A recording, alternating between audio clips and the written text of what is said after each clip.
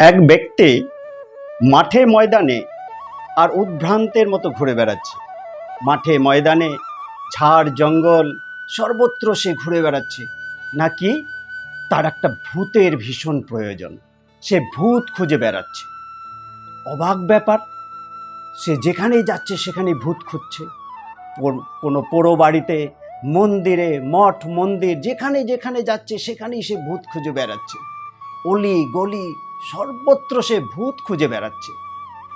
যে লোকের সঙ্গে দেখা হচ্ছে তাকেই সে জিজ্ঞেস করছে, আপনি কি একটা ভূত আমাকে দিতে পারবেন? এইরকম ভাবে সে ভূত খুঁজে খুঁজে হয়রান। সে কি ভূত খুঁজে পেল? কি হলো তারপর? আসছি সেই রোমহর্ষক গল্পে। ছোট্ট বন্ধুরা, সবাইকে নমস্কার। এসো গল্প শুনি চ্যানেলে সবাইকে স্বাগত জানাচ্ছি। আজকের গল্প তোমরা থাম্বনেল দেখেই নিশ্চয়ই বুঝতে পেরেছ। স্বামীজির বলা সেরা এক ভূতের গল্প। স্বামীজি কোনো এক প্রসঙ্গে এই ভূতের গল্প সবাইকে বলেছিলেন, আর সেই গল্পটি আমি তোমাদের সামনে আজকে বলবো। তোমরা খুব মনোযোগ দিয়ে শুনবে, পুরো গল্প তোমরা শুনবে। এক গরিব লোক, তার একসময় ভীষণ টাকার প্রয়োজন হয়ে পড়ল। আর গরিব লোক মানে তো টাকার প্রয়োজন হবেই, আমাদের সবারই টাকার প্রয়োজন। আর যেহেতু সে খুব গরিব ছিল, তার অনেক অনেক টাকার প্রয়োজন হয়ে পড়ল। সেই টাকার প্রয়োজনে সে টাকা খুঁজছে, কিভাবে সে টাকা আর সংগ্রহ করবে সেই চিন্তা করছে। সারাদিন ধরে একে তাকে জিজ্ঞেস করছে কিভাবে সে টাকা সংগ্রহ করতে পারে। একবার সে জানতে পারল যে এমন নাকি একটা ভূত আছে, সেই ভূতটাকে যদি আমি জোগাড় করে ফেলতে পারি তাহলে আর টাকার কোনো চিন্তা নেই। সেই ভূত এমনই ভূত, সে টাকার জোগাড় করে দেবে, সে তোমার সব কাজও করে দেবে, যা বলবে তাই করবে, এমন আর ভূত। আর এই রকম অসাধারণ একটা ভূতের খবর যখন সে পেল, সে তখন কি করলো, সেই ভূত খোঁজা শুরু করে দিল। তার একটা ভূত দরকার, ভূত ভীষণই প্রয়োজন। সেই ভূতকে দিয়ে সব কাজ সে করিয়ে নেবে, আর যত টাকার প্রয়োজন সে ওই ভূতকে দিয়েই সংগ্রহ করে নেবে। আর সেই ভূতকে খুঁজতে খুঁজতে ঝাড় জঙ্গল, মন্দির মঠ, অলি গলি সর্বত্র সে আর ভূত খুঁজে বেড়াচ্ছে। লোকজন নতুন কাউকে দেখলেই জিজ্ঞেস করত, আপনি কি একটা ভূতের সন্ধান দিতে পারবেন? আর এইভাবে খুঁজতে খুঁজতে হয়রান হয়ে গেল, ভূত কিন্তু আর খুঁজে পেল না। অবাক ব্যাপার, এইভাবে ভূত খুঁজতে খুঁজতে একদিন সে এক সাধুর আশ্রমে গিয়ে উপস্থিত হলো। সাধু বাবাকে আর সে করজোড়ে নিবেদন করলো তার ইচ্ছা যে সাধু বাবা, আমার একটা ভূতের ভীষণ প্রয়োজন, আপনি আমাকে একটা ভূত এনে দিন। সাধু বাবা বলছে, কি বলছো তুমি, ভূত দিয়ে কি করবে? বলে, না, ভূত দিয়ে আমি অনেক কাজ আছে আমার, আমি সেই সমস্ত কাজ করাবো, আমার অনেক টাকার প্রয়োজন, সেই ভূতকে বললেই টাকা আমাকে এনে দেবে, আপনি আমাকে সেই ভূত এনে দিন।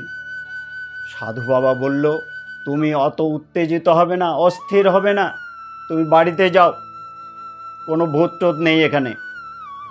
তো সাধু বাবার বকুনি খেয়ে সে তো তখনকার মতো চলে গেল বাড়িতে। কিন্তু পরদিন আবার এসে উপস্থিত, আবার সাধু বাবার পায়ে ধরে অনুনয় বিনয় কান্নাকাটি শুরু করে দিল, না সাধু বাবা, আপনি আমাকে যেমন করেই হোক একটা ভূত আমাকে এনে দিন, ভূত ছাড়া আমি বাঁচব না, কিছুতেই না, আপনি আমাকে এই ব্যবস্থা করে দিন। সাধু বাবা একদম সাধু বাবার পায়ে ধরে কান্নাকাটি। সাধু বাবা দেখলো মহাবিপদ, এরকম লোক তো দেখিনি আমি। বিরক্ত হয়ে সাধু বাবা কি করলেন, একটা মন্ত্র তাকে দিয়ে দিলেন। বললেন, এই মন্ত্র নিয়ে যাও, এই মন্ত্র নিয়ে তুমি মন্ত্র জপ করতে থাকো, আর এই মন্ত্রে আর ভূত বশ হয়ে যাবে। কিন্তু খুব সাবধান, সেই ভূত কিন্তু খুব সাংঘাতিক ভূত। সেই ভূতকে যদি তুমি আর কাজের নির্দেশ না দিতে পারো ঠিক মতো, সেই ভূত বসে থাকার লোক নয়, তোমার সব কাজ করে দেবে, কিন্তু 1 মিনিটও বসে থাকবে না। তোমার কাজ শেষ হওয়ার সঙ্গে সঙ্গেই আর একটা কাজের নির্দেশ দিতে হবে। যদি নির্দেশ না দিতে পারো তাহলে কিন্তু ভূত তোমার ঘাড় মটকে দেবে, খুব সাবধান। সেই লোক তো বলল, সাধু বাবা কোনো চিন্তা করবেন না, আমি সারা দিন ধরে তাকে কাজে ব্যস্ত রাখবো, সারা জীবন ধরে তাকে কাজে ব্যস্ত রাখবো। সাধু বাবা বলল, ঠিক আছে, তুমি এই মন্ত্র নিয়ে যাও। সেই মন্ত্র নিয়ে সে এক বনে চলে গেল। সেই বনে গিয়ে গাছতলার নিচে তপস্যায় বসে গেল, মন্ত্র জপ করছে, ভূতের মন্ত্র, ভূতকে বশ করার মন্ত্র। সারা দিন ধরে মন্ত্র জপ করে যাচ্ছে, দিনের পর দিন এইভাবে চলছে, দিনের পর দিন। অনেক দিন পর এক ভূত এসে হাজির তার সামনে। আর সেই যে ভূত, সেই অতিকায় ভূত, কিম্ভূত কিমাকার সেই ভূতের চেহারা, বিশাল চেহারা, মুলোর মতো দাঁত, ডেবড়া ডেবড়া চোখ, বড় বড় নখ। ওরে বাবা, ভয়ঙ্কর সেই ভূত। সেই ভূত এসে তার সামনে হাজির। ভূত এসে বলছে, তোমার তপস্যায় আমি সন্তুষ্ট হয়েছি, আমি এসে গেছি, আমি ভূতের রাজা, বলো আমাকে কি করতে হবে। আমার একটাই শর্ত, যা কাজ বলবে সেই কাজ করার সঙ্গে সঙ্গে পরবর্তী কাজের নির্দেশ দিতে হবে। যদি নির্দেশ না দিতে পারো আমি তোমার ঘাড় মোটকে আমি তোমাকে খেয়ে নেব। ভূতের এই কথা শুনে সেই গরিব লোক বলল, কোনো চিন্তা নেই, আমি তোমাকে সারা দিন কাজ করাবো। ঠিক। ভূত বলল, ঠিক আছে, চলো এবার আমার কাজ শুরু, তুমি বলো কি করতে হবে। লোকটি বলল, তুমি আমাকে একটা বিরাট বড় রাজপ্রাসাদ বানিয়ে দাও। ভূত কি করলো, শিউ শা শা শা করে, এই যে তোমার রাজপ্রাসাদ। হ্যাঁ, লোকটি দেখলো, আর এরকম এরকম করে নিমেষে রাজপ্রাসাদ তৈরি হয়ে গেল। আর সত্যি সত্যি দেখলো যে বিরাট বড় রাজপ্রাসাদ। ওরে বাবা, এত সুন্দর রাজপ্রাসাদ এই নিমেষে তৈরি হয়ে গেল। ভূত এবার বলছে, আর দেরি নয়, এরপর কি করতে হবে তাড়াতাড়ি বলো, তাড়াতাড়ি। সঙ্গে সঙ্গে সে বলছে, আমাকে অনেক টাকা এনে দাও। এই নাও টাকা। সঙ্গে সঙ্গে দেখলো কয়েক বস্তা টাকা তার সামনে এসে হাজির। ওরে বাবা, এত তাড়াতাড়ি, এত নিমেষে কাজ শেষ করে দেয়, ওরে সাংঘাতিক ভূত। এরপর কি বলবে, বলে এরপর বলো, তাড়াতাড়ি বলো, দেরি করলে আমি তোমার ঘাড় মটকে দেব। ঠিক। এরপর সে উপায় না পেয়ে সে বলে দিল, এই যে বন জঙ্গল দেখছো, এই বন জঙ্গল পরিষ্কার করে এখানে একটা বিরাট বড় শহর তৈরি করে দাও। আর সে কি করলো, ভূতকে নির্দেশ দেওয়ার সঙ্গে সঙ্গে সে বন জঙ্গল সাফ করা হয়ে গেল। এই দেখো তোমার শহর তৈরি। ওরে বাবা, লোকটি দেখলো যে ওর সামনে বিরাট বড় এক শহর, রাস্তাঘাট, বড় বড় অট্টালিকা, গাড়ি ঘোড়া চলছে হুস হাস করে। ওরে বাবা, নিমেষে শহর তৈরি হয়ে গেল। এবারে ভূত বলছে, চলো এরপর কি করতে হবে তাড়াতাড়ি বলো। সেই লোকটি তো চিন্তা করে পাচ্ছে না, আর কি কাজ, আর কি কাজ আছে। সে মাথায় আর বুদ্ধি আসছে না, আর কি কাজ বলবে। ভূতটা তার দিকে তেড়ে আসবে, এরকম করছে যে তার ঘাড়টা মটকে দেবে বেশি দেরি করলেই। সেই লোকটা এক পা দু পা করে পিছিয়ে যাচ্ছে, পিছাতে পেছাতে একদম মারলো দৌড়, ছুটে চলে গেল সেই সাধুর কাছে। সাধু বাবা, আমাকে বাঁচান, আমাকে বাঁচান, এই ভূত আমাকে ঘাড় মটকে দেবে, ভূত আমাকে ঘাড় মটকে দেবে। আর এই বলতে বলতেই পেছন পেছন সেই ভূত এসে হাজির। কোথায় গেল, কোথায় গেল? বদমাস লোক, আমাকে কথা দিয়ে কথা রাখতে পারে না, আমাকে কাজের নির্দেশ দিতে পারে না, আমি ওর ঘাড় মটকে দেব। সেই ভূতকে দেখে লোকটি তো কান সাধুর পায়ে ধরে কাকুতি মিনতি, সাধু বাবা আমাকে বাঁচান, এই ভূত আমাকে মেরে দিল, আর একটু হলেই আমাকে মেরে দেবে, আপনি আমাকে বাঁচান। সাধু বাবা তখন বলল, ওই যে দেখছো, ওই দেখো সামনে একটা কুকুর, কুকুরের ওই লেজটা কেটে নিয়ে ওর হাতে দিয়ে দাও, আর হাতে দিয়ে বলো যে ওই লেজটাকে সোজা করতে বলো। কুকুরের লেজ তোমরা দেখেছ, সবসময় কুকুরের লেজ বাঁকা করে থাকে, সেই কুকুরের লেজটা কেটে ভূতের হাতে দিতে বলেছে। আর সঙ্গে সঙ্গে সে তরবারি নিয়ে কুকুরের লেজটা গিয়ে কেটে ভূতের হাতে দিয়ে দিয়েছে। একটু হলেই ওর ঘাটটা মটকে দিত সেই ভয়ঙ্কর ভূত। ওর ঘাটটা মটকে দেবে এমন সময় কুকুরের লেজ কেটে ওর হাতে দিয়েছে, আর হাতে দিয়ে বলেছে যে এই লেজটাকে তুমি সোজা করো। আর সেই লেজটাকে সোজা করা শুরু করলো। খুব ভালো করে সন্তর্পণে ভূতটা লেজটাকে আস্তে আস্তে সোজা করলো।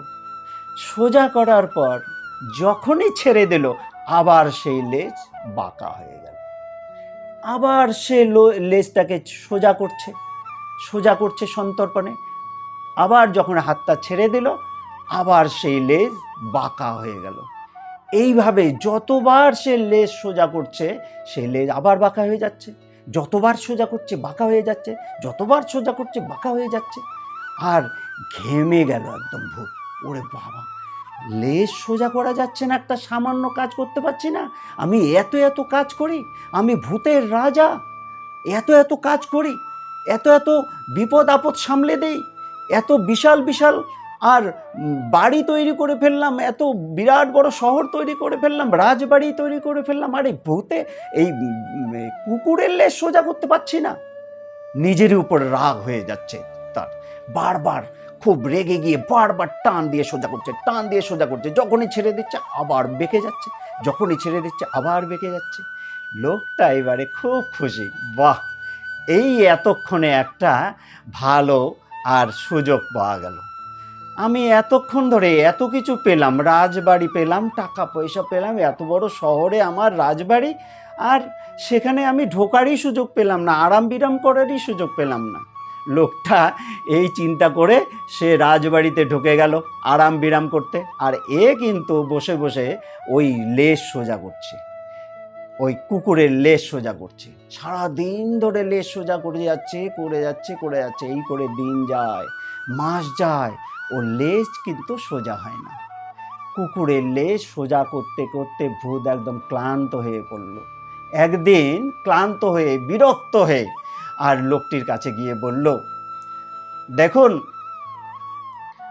এই কাজটা ভালো কাজই দিয়েছিলেন, কিন্তু আমি ঠিকভাবে করতে পারছি না, একটা চুক্তি করি।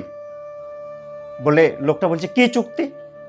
বলছে, আমি আর লেজ সোজা করব না, আর আপনাকে যা যা দিয়েছি সেগুলো আমি আর ফেরত নেব না, আর তোমার ঘাড়ও আমি মোটকে দেব না,